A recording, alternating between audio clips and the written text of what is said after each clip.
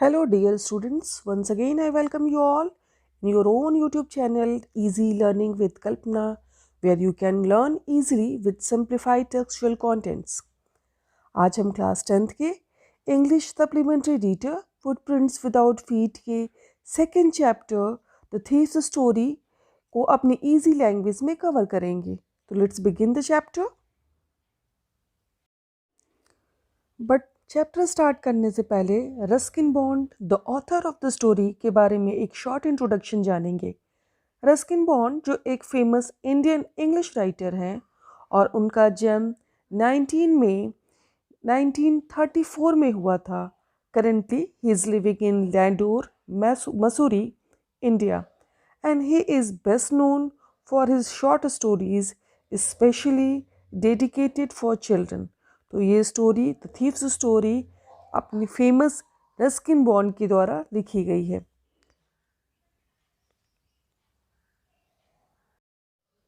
The thief story deals with basic human values and relationship and tells that love and kindness can change even a thief or a criminal. तो चलिए story begin करते हैं. I was still a thief when I met Anil, and though only 15, I was an experienced and fairly successful hand. अब यहाँ पे जो narrator है वो एडमिट करता है आई वॉज अ थीफ. तो इसका मतलब ये है, और ये स्टोरी टाइटल है स्टोरी का द थीव्स स्टोरी. तो मतलब नैरेटर अपनी स्टोरी खुद आपको बता रहा है. ठीक है. तो I was still a thief when I met Anil. वो जब अनिल से मिलता है नैरेटर, उस समय वो थीफ था और वो उस समय सिर्फ 15 ईयर्स का था. I was an experienced and Fairlie successful hand. और उस समय वो काफ़ी, दो he was only of 15 years, पर वो काफ़ी एक्सपीरियंस था अपने काम में और काफ़ी सक्सेसफुल भी था. Anil was watching a wrestling match when I approached him. अब नेक्स्ट बताता है नैरेटर कि जिस समय वो अनिल से मिला था पहली बार, अनिल उस समय एक रेसलिंग मैच देख रहा था और he was about 25, a tall lean fellow. Lean का मतलब होता है thin. And he looked easy going, kind and simple enough for my purpose. और जब उसने अनिल को पहली बार देखा था तो अनिल काफ़ी simple, easy going, kind hearted लगा और उसको लगा कि वो उसके पर्पज़ के लिए वो काफ़ी सूटेबल है. अब उसका पर्पज़ क्या था नैरेटर का? Because he was a thief, तो he wanted to do some theft. I hadn't had much luck of late and thought I might be able to get into the young man's confidence. और पिछले काफ़ी दिनों से वो lucky नहीं रहा था, यानी उसको कोई अपना शिकार नहीं मिला था जिस पे वो अपना थेफ्ट का आर्ट दिखा सके.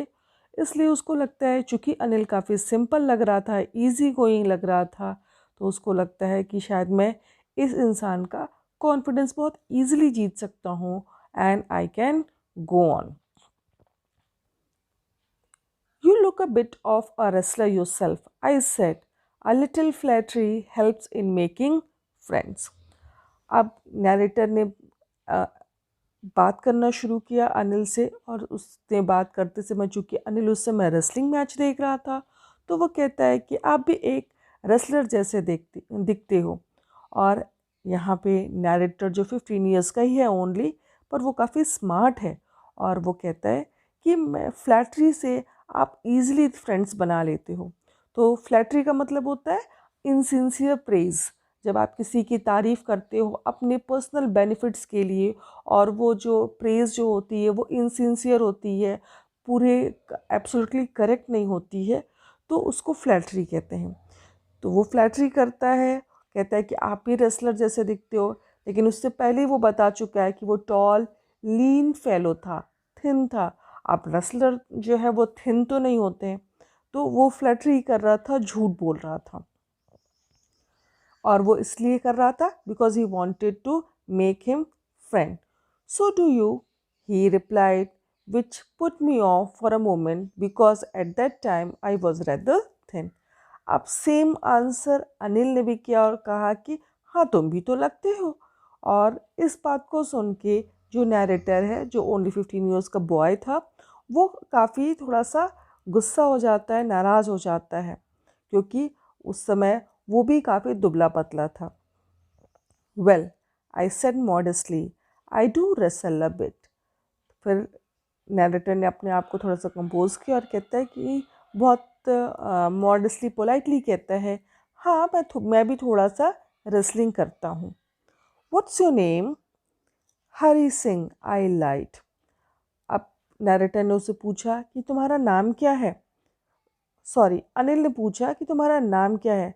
तो यहाँ पे नैरेटर आंसर करता है हरी सिंह, और वो भी ये भी कहता है कि मैं झूठ बोल रहा था। I told a new name every month that kept me ahead of the police and my former employees. और वो क्यों झूठ बोलता था?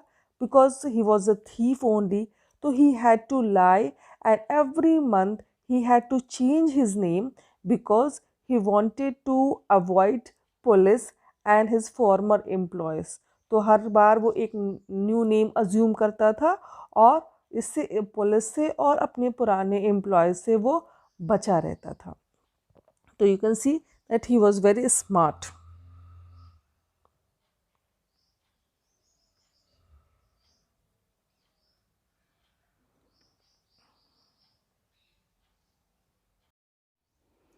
After this introduction, Anil talked about the well-oiled wrestlers who were grunting, lifting, and throwing each other about.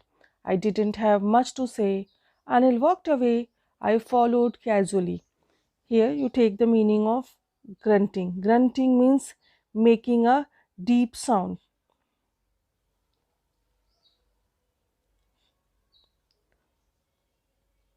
Guttural, deep sound. Okay. तो जब अनिल जो है वो इन दोनों की इंट्रोडक्शन हो जाती है, तो अनिल जो है वो रेसलर्स जिन्होंने अपनी पूरी बॉडी में ऑयलिंग कर रखी है और एक दूसरे पे गुर्रा रहे हैं, एक दूसरे के ऊपर एक दूसरे को फेंक रहे हैं और एक दूसरे को उठाते हैं, फेंकते हैं, इन सब के बारे में वो बात करने लगता है नैरेटर से। बॉय है जो थीफ, उससे बात करता है।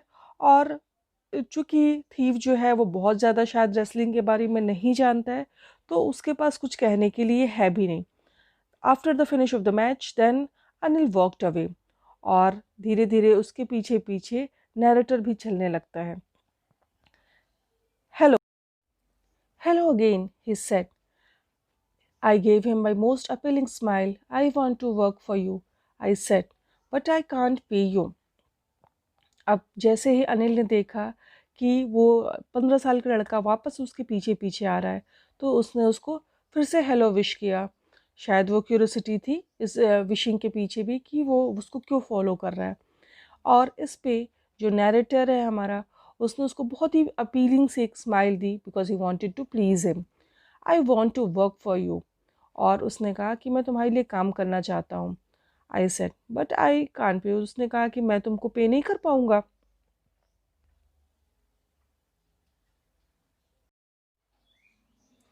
I thought that over for a minute. Perhaps I had misjudged my man.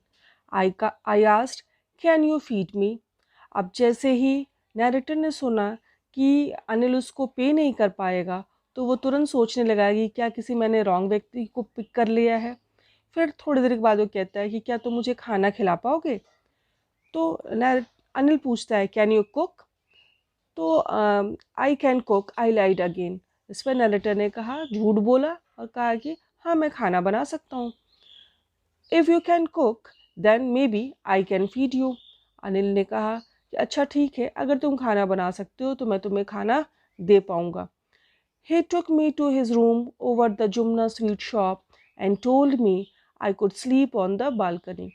तो जैसे ही दोनों अनिल के घर पहुँचे, तो नैरेटर ने देखा कि उसका घर जो है जुमना स्वीट शॉप के ऊपर एक सिंगल रूम था, और वहाँ पे अनिल पहुँचने के बाद उसने उसको कहा कि आप बालकनी में सो सकते हो। But the meal I cook that night must have been terrible. पर जो खाना नैरेटर ने बनाया था उस रात, वो शायद बहुत टेरिबल था, बहुत बुरा था। Because Anil gave it to a stray dog and told me to be off. क्योंकि वो खाना अनिल ने स्ट्रे डॉग्स को दे दिया था एंड उसको बोला कि तुम यहाँ से चले जाओ. But I just hung around. Hung around means stay around, smiling in my most appealing way, and he couldn't help laughing. और वो काफ़ी उसके आसपास ही मुस्कुराता रहा ताकि उसको अपील कर सके. और फिर इस बात से अनिल भी जो है वो बहुत देर तक नाराज़ नहीं रह सका and started laughing. Later he patted me on the head and said, "Never mind, he would teach me to cook." फिर अनिल ने कहा ठीक है कोई बात नहीं, मैं तुमको खाना बनाना सिखाऊंगा. He also taught me to write my name and said he would soon teach me to write whole sentences and to add numbers. और फिर अनिल ने उसको उसका नाम लिखना सिखाया और उसको बोला कि मैं तुमको फुल सेंटेंसेस और नंबर्स ऐड करना भी सिखाऊंगा. I was grateful. अब इससे जो है वो जो 15 ईयर बॉय था जो थीफ था वो काफ़ी ग्रेटफुल था, काफ़ी खुश था. I knew the once I could write like an educated man, there would be no limit to what I could achieve. So here you can see that even though the 15-year-old boy was a thief, but still he was aware of the benefits of education. तो उसको पता था कि अगर उसने लिखना सीख गया तो उसको उसके लाइफ में काफ़ी बेटर चांसेस मिलेंगे and there will be no limits what he could achieve. It was quite pleasant working for Anil. I made the tea in the morning and then would take my time buying the day's supplies, usually making a profit of about ₹1 a day. अब यहाँ पे जो है narrator जो है उसके लिए अनिल के लिए काम करना स्टार्ट कर देता है. मॉर्निंग में ज़्यादातर उसके लिए चाय बनाता है अनिल के लिए और फिर डे टाइम में वो जाके मार्केट से जो डे टाइम की जो सप्लाईज होती हैं, डेली ग्रॉसरीज जो होती हैं, उसको वो जाके ले आता था.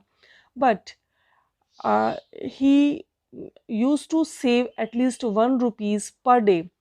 किसी तरीके से जो भी है वो रॉन्ग इन्फॉर्मेशन देता था अपने एक्सपेंसेस के बारे में और उसमें एटलीस्ट ₹1 ही use to save. I think he knew I made a little money this way. He knew, यही किसके लिए है? अनिल के लिए. तो नैरेटर कहता है कि शायद अनिल भी जानता था कि मैं इस तरीके से ₹1 रोज़ बचा ही लेता हूँ. But he did not seem to mind. पर ऐसा लगता है कि शायद अनिल को भी इस बात से कोई प्रॉब्लम नहीं थी. Anil made money by fits and starts. He borrow one week, lend the next. Anil जो है फिट्स एंड स्टार्ट का मतलब not in the regular way. तो अनिल जो है वो पैसे रेगुलरली नहीं कमाता था. उसके पास इरेगुलर वे में पैसे आते थे. कभी कभी वो किसी वीक में वो दूसरों से पैसे उधार लेता था तो नेक्स्ट वीक में वो दूसरों को पैसे उधार देता भी था. He kept worrying about his next cheque but as soon as it arrived he would go out and celebrate. हर समय वो अपने नेक्स्ट चेक के बारे में वरीड रहता था पर जैसे उसका चेक आता फिर वो बाहर चला जाता और सेलिब्रेट करता. It seems he road for a magazine. अब जो नैरेटर हरी सिंह है वो बताता है कि शायद लगता है अनिल जो है वो मैगजीन्स के लिए आर्टिकल राइट करता है. A queer way to make a living. Queer means here queer strange. तो ये काफ़ी नैरेटर को हरी सिंह को स्ट्रेंज लगता है पैसे कमाने के लिए. One evening he came home with a small bundle of notes saying he had just sold a book to a publisher. एक शाम को अनिल जब वापस आता है तो उसके हाथ में कुछ नोटों के बंडल्स थे और वो बताता है कि उसने एक बुक पब्लिशर को बेची है. At night I saw him tuck the money under the mattress. और नाइट में हरी सिंह ने नोटिस किया था कि अनिल ने वो पैसे अपने मैट्रेस के नीचे रखे थे.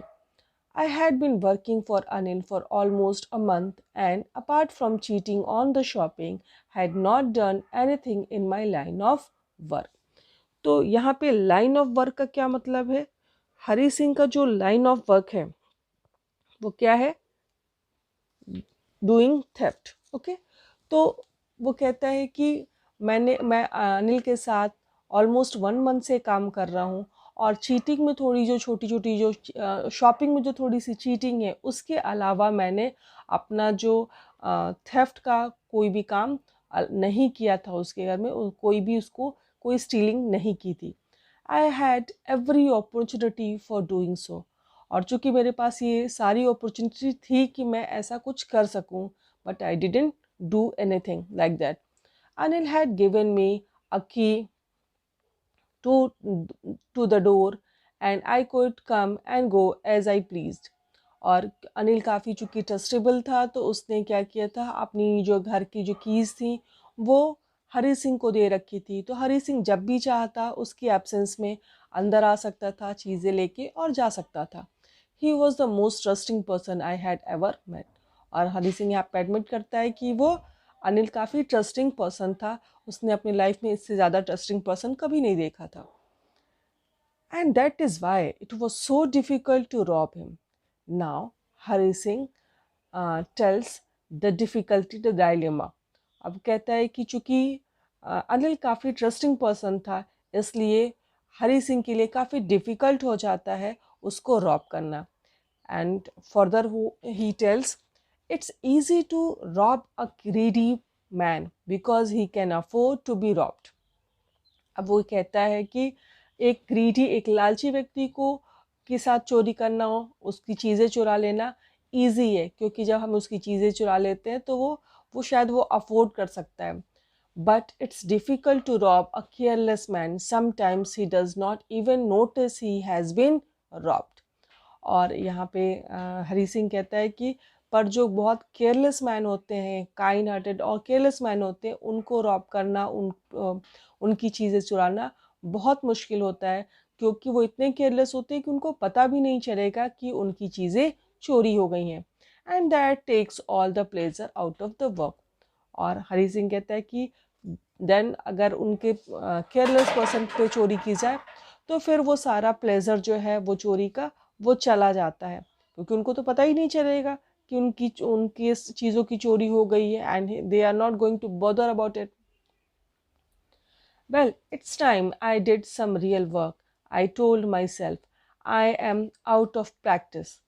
अब फिर भी चूँकि काफ़ी लंबा समय हो चुका था, तो हरी सिंह ने अपने आप को कन्विंस किया और कहते हैं कि नहीं, अब मुझे तो जो है अपना जो रियल वर्क है, यानी डूइंग थेफ्ट, मुझे वो करना चाहिए।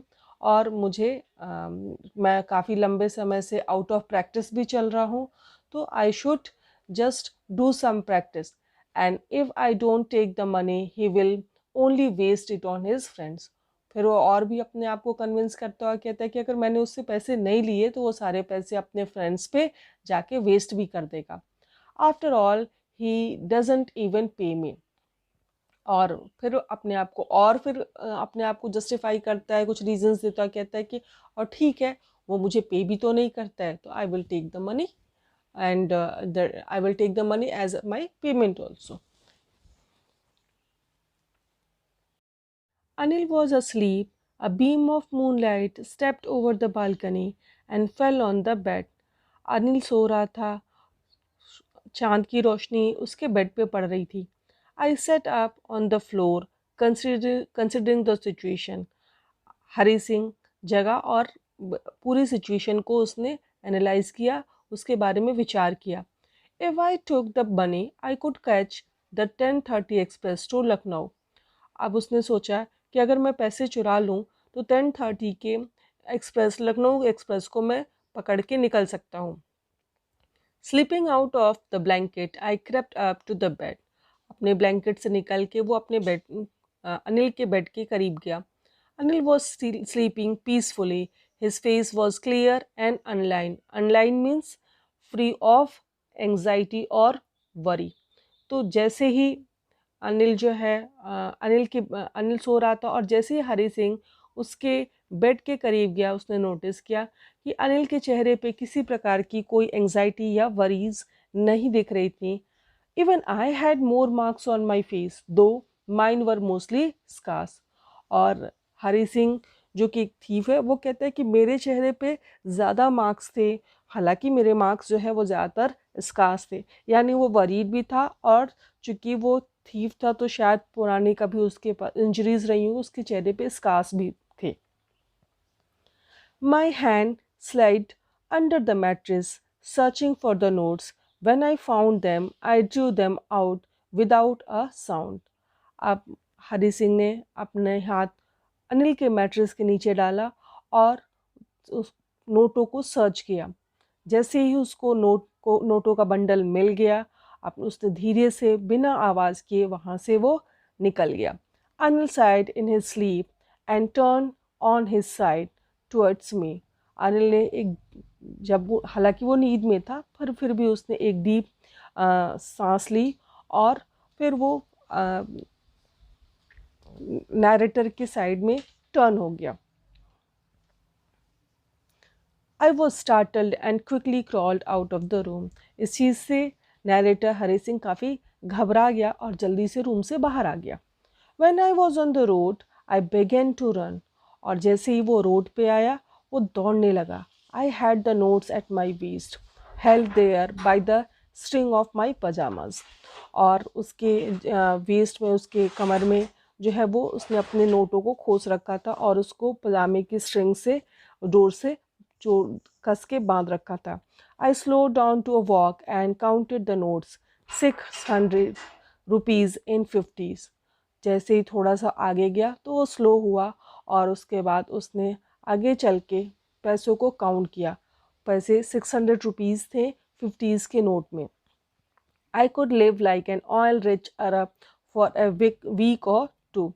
और जब उसने पैसे काउंट किए तब हरी सिंह ने रियलाइज़ किया कि मैं किसी एक अरब के सुल्तान की तरह से, अरेबियन रिच मैन की तरीके से मैं 1 और 2 वीक तो बहुत ईजिली इन पैसों के साथ स्पेंड कर सकता हूँ.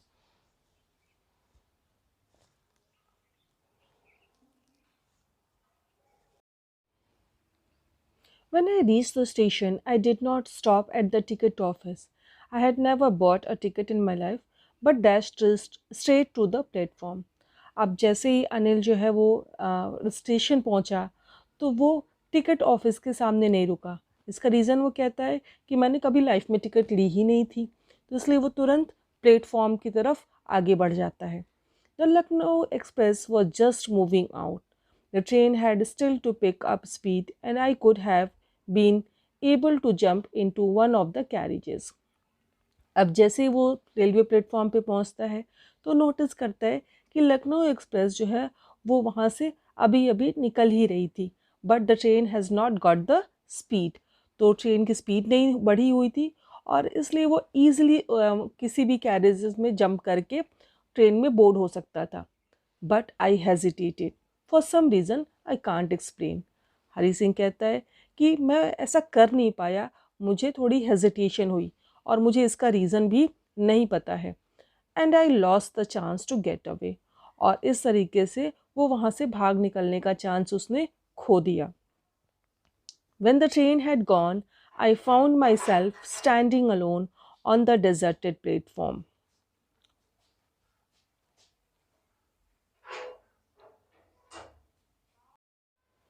When the train had gone, I found myself standing alone on the deserted platform. I had no idea where to spend the night. अब ट्रेन जब निकल चुकी थी तो हरी सिंह ने अपने आप को रेलवे स्टेशन पे प्लेटफॉर्म पे अकेले पाया. अब उसके पास कुछ भी आइडिया नहीं था कि वो रात कहाँ गुजारे. I had no friends, believing that friends were more trouble than help. अब उसके कोई फ्रेंड भी नहीं थे क्योंकि उसका मानना था कि फ्रेंड्स जो हैं वो हेल्प से ज़्यादा परेशानी का कारण होते हैं. And I did not want to make anyone curious by staying at one of the small hotels near the station. वो स्टेशन के किसी होटल में भी नहीं रुकना चाहता था क्योंकि उसको डर था कि people can be curious about him. क्योंकि उसने स्टीलिंग की थी, उसने चोरी की थी, तो उसको डर भी था. The only person I knew really well was the man I had robbed. अब उसके पास कोई चारा नहीं था. वो इस सिटी में किसी को जानता था तो वो था अनिल, जिसको उसने अभी अभी जिसको रॉब किया था. Leaving the station, I walked slowly through the बाजार. अब वो स्टेशन से बाहर निकल के वो मार्केट साइड में चलने लगा. In my short career as a thief, I had made a study of men's faces, when they had lost their goods. As he was walking on the road, तो वो सोचने लगता है कि उसने अपने थीफ के छोटे से कैरियर में लोगों के फेसेस को रीड किया है और कैसे जब लोग अपनी चीज़ें खो देते हैं तो how they use to give impression from their faces. The greedy man showed fear, the rich man showed anger. जो ग्रीडी लोग होते हैं वो फियर शो करते हैं आफ्टर गेटिंग रॉब्ड और आफ्टर लूजिंग देयर मनी और थिंग्स. जो रिच लोग होते हैं वो एंग्री होते हैं. The poor man showed acceptance, पर पुअर लोग जो होते हैं वो एक्सेप्ट कर लेते हैं उनके साथ जो कुछ भी हुआ. But I knew that Anil's face when he discovered the theft would show only a touch of sadness. पर उसको पता था कि अनिल को जब पता चलेगा कि उसके साथ चोरी हुई है तो वो सिर्फ सैड होगा, not for the loss of money but for a loss of trust. और इसलिए वो सैड नहीं होगा कि उसके पैसे खो गए हैं, उसके पैसे चले गए हैं, बट इसलिए क्योंकि उसका ट्रस्ट चला गया है. उसने हरी सिंह पे काफ़ी ट्रस्ट किया था. I found myself in the maiden and sat down on the bench. The night was chilly, it was early November, and a light drizzle added to my discomfort. अब वो वॉक करते करते एक खुले मैदान में आ गया और वहाँ पे एक बेंच पे बैठ गया. द नाइट वॉज चिली, अब रात काफ़ी ठंडी थी, अर्ली नवंबर था, थोड़ी थोड़ी हल्की हल्की बारिश भी स्टार्ट होने लगी जिससे उसका डिस्कम्फर्ट, उसकी परेशानी और बढ़ गई. Soon it was raining quite heavily, और जल्दी ही बारिश तेज हो गई. My shirt and pyjamas stuck to my skin and a cold wind blew the rain across my face. और हवा तेज भी चल रही थी, बारिश भी तेज हो गई तो उसके पूरे कपड़े गीले हो गए और उसका पूरा चेहरा भी भीग चुका था.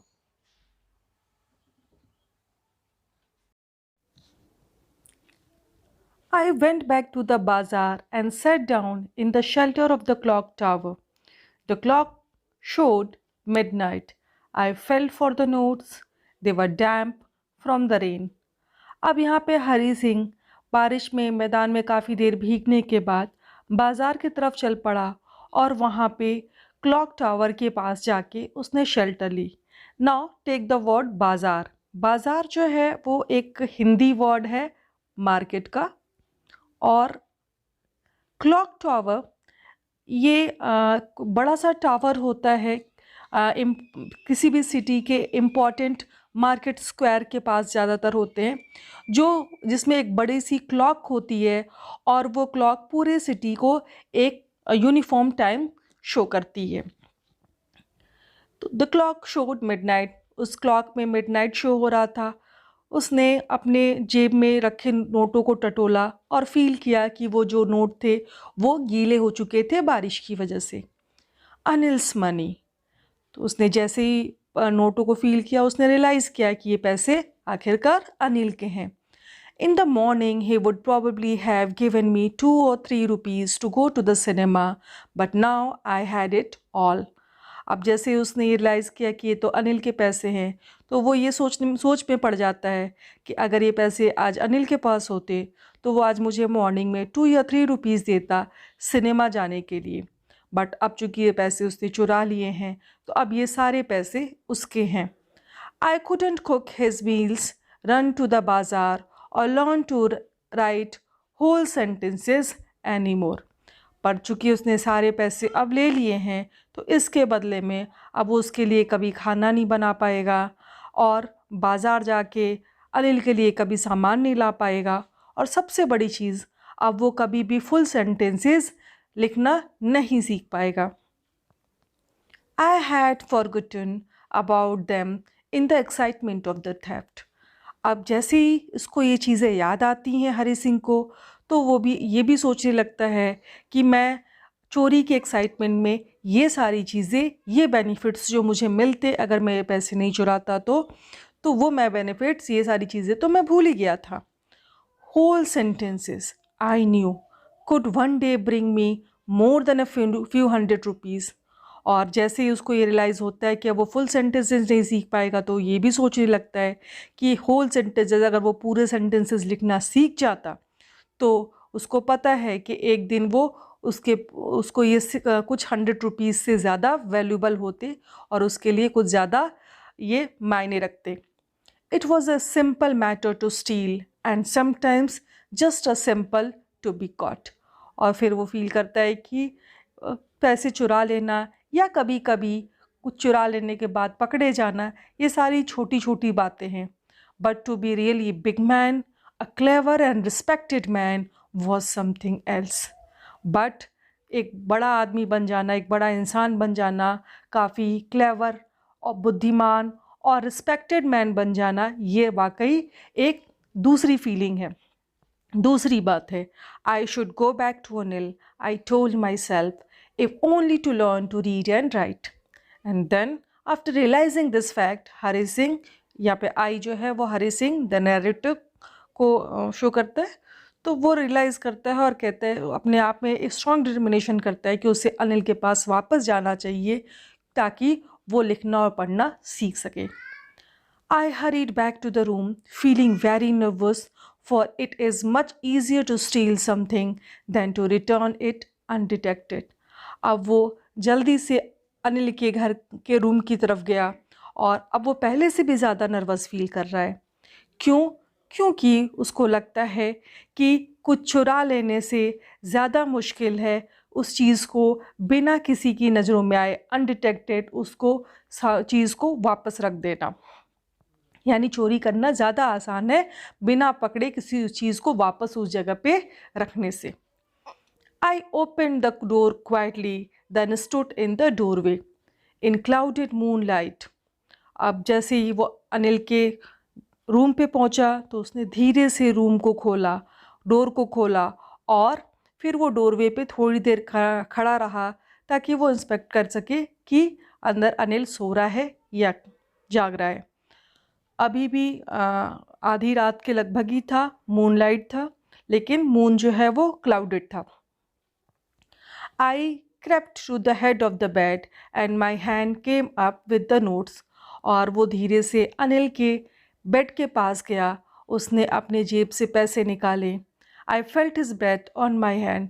और जितना वो करीब खड़ा था अनिल के पास कि he was able to feel the warmth of the breath of Anil.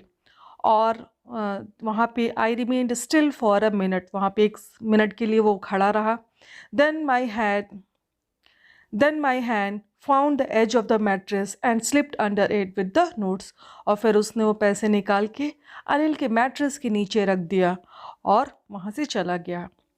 I woke late next morning to find that Anil had already made the tea. दूसरे दिन वो सुबह थोड़ा लेट उठा और जब तक वो उठा तब तक अनिल अपने लिए चाय बना चुका था।